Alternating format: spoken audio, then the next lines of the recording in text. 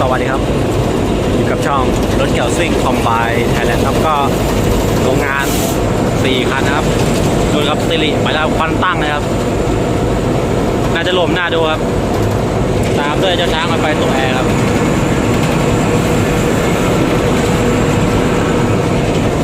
ลง4คันครับไม่รู้ว่ากี่ไร่นะครับน่าจะยาวถึงนู่นนะครับยังไงครับซีรีเรียบร้อย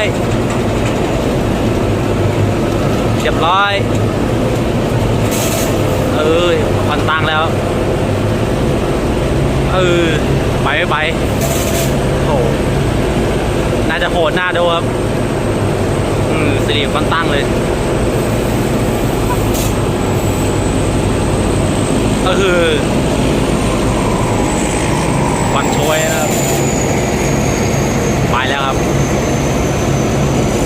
มีลุมมีบ่อตรงไหนไหมครับเนี่ยจะของเป็นอะไรครับโพดไปไหนหมดไม่รู้น่าจะขึ้นข้างคณะหรือเปล่านะที่มันเป็นลมๆ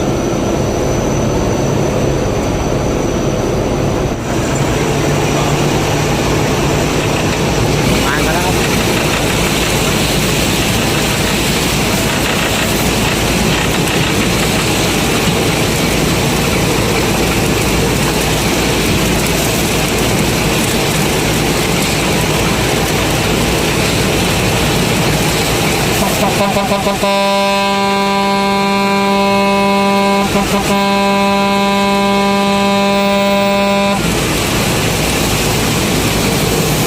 น่าถึงฝั่งไว้ข้างนะครับดูแล้วก็ไม่น่าลงครับคิดว่านะเพราะเมื่อกี้จะดีถ้าจะไม่มีข้างหน้าครับข้างเดียวครับข้างซ้ายอยู่บนข้างขวาอยู่ล่างนะครับก็ฝากเพื่อนติดตามด้วยครับ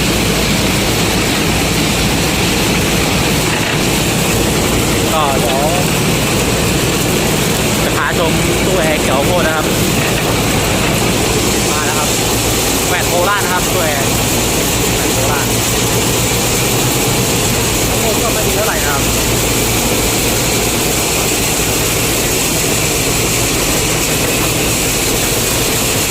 เหมือนจะไม่รวมครับแต่ว่าเลี้ยวนี้ยุบหายเลยนะครับเป็นดินเหนียวนะครับมาครับตู้แอร์ครับ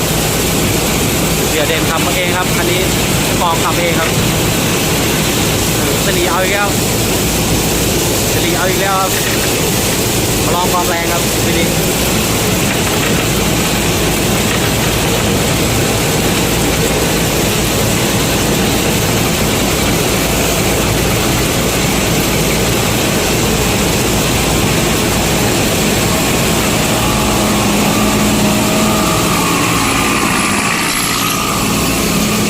ก็พี่กับน้องครับ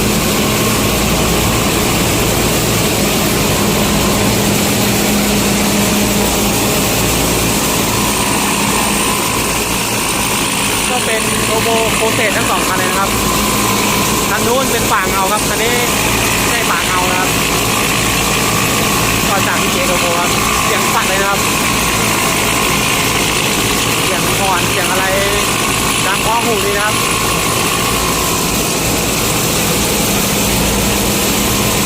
ก็ฝากติดตามกันด้วยนะครับ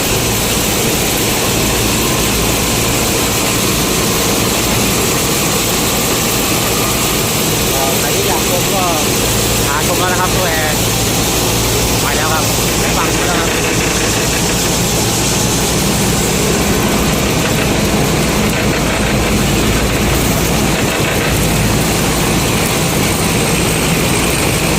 ก็เราน่าจะเข้ากลางนะครับ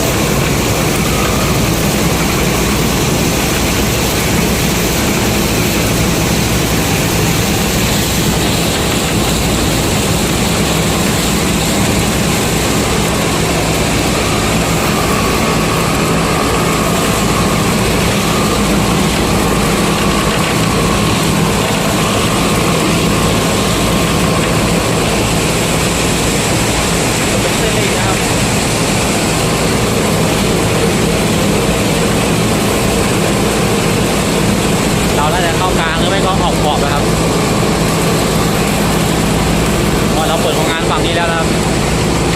เราเก็บหน่อยให้หมดครับ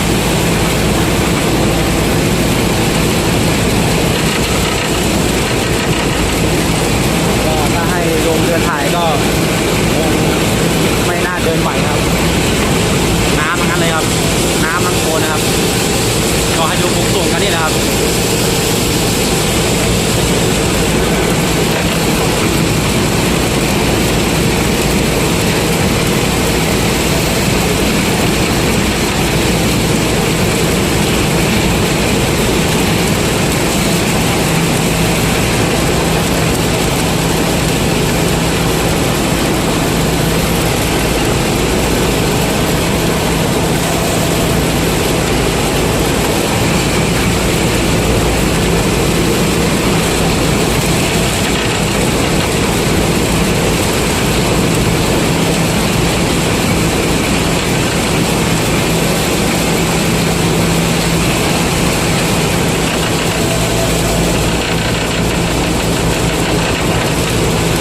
ดูแล้วก็ไม่น่าหลงครับเพราะว่า